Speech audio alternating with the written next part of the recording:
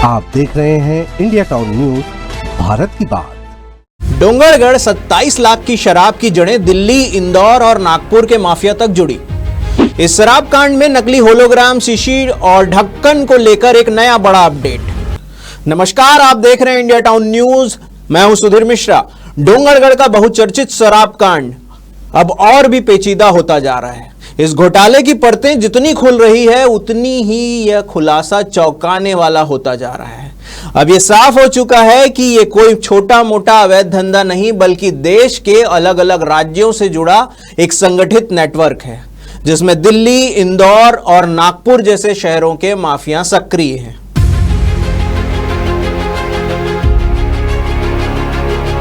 जो पूर्व में इस मामले में गिरफ्तार हो चुका है, उसको सप्लाई करता था, उसके माध्यम से 29 मार्च को राजनांदगांव जिले के डोंगरगढ़ के करवारी गांव में स्थित एक फार्म हाउस में जब पुलिस ने 27 लाख रुपए की अवैध शराब जब्त की थी, तब किसी ने सोचा भी नहीं था कि इसके पीछे इतना बड़ा नेटवर्क काम कर रहा है।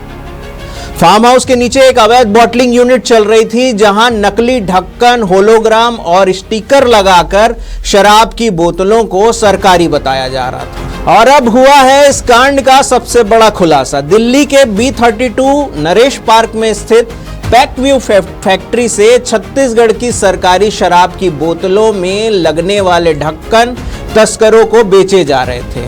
फैक्ट्री के मालिक विक्रम आहूजा और विक्की को दिल्ली से गिरफ्तार कर लिया गया है।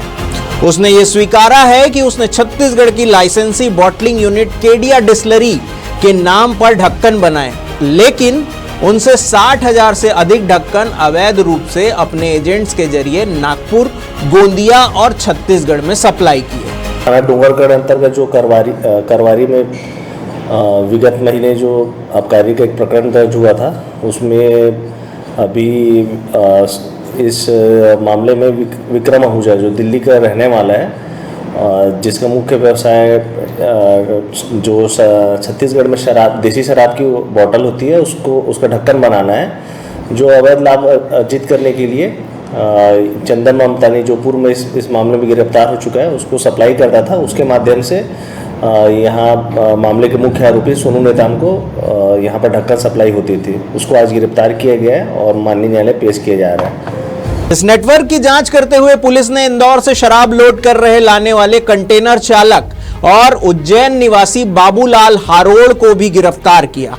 जांच में पता चला कि कंटेनर के जरिए शराब इंदौर से लाई गई और डोंगरगढ़ फार्म हाउस में पानी और स्प्रिट मिलाकर बोतलों में भर दी गई। इन बोतलों में वही ढक्कन और होलोग्राम लगाए गए जो पैकव्यू फैक्ट्री में बने थे और जिन पर छत्तीसगढ़ आबकारी विभाग की मुहर लगी हुई थी। और यहीं से जुड़ते हैं इस केस के दो और बड़े किरदार, फार्म हाउस का मालिक रोहित नेताम उर्फ सोनू और नागपुर का होलोग्राम सप्लायर चंदन ममतानी।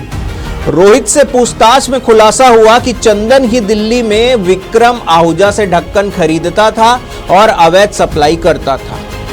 अब तक इस मामले में लगभग 15 लोगों की गिरफ्तारियां हो चुकी है, लेकिन आबकारी विभाग की जांच अभी भी अधूरी है।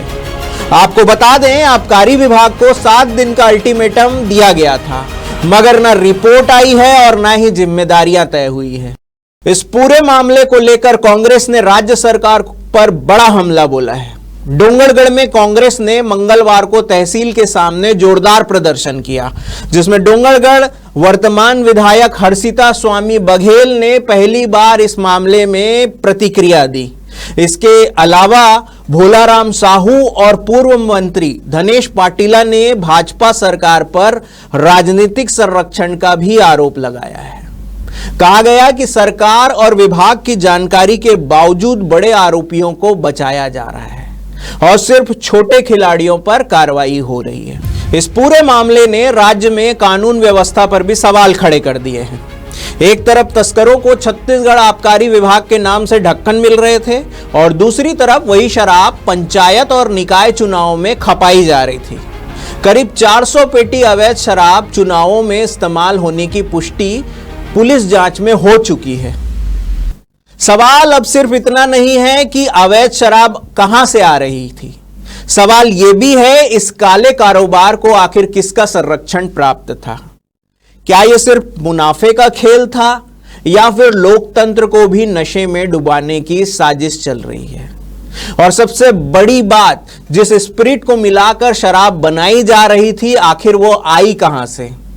हमारी टीम इस पूरे मामले पर लगातार नजर बनाए हुए है। आप जुड़े रहिए इंडिया टाउन न्यूज के साथ। मैं हूं सुधीर मिश्रा। मिलते हैं अगली बड़ी खबर के साथ। तब तक के लिए जय हिंद।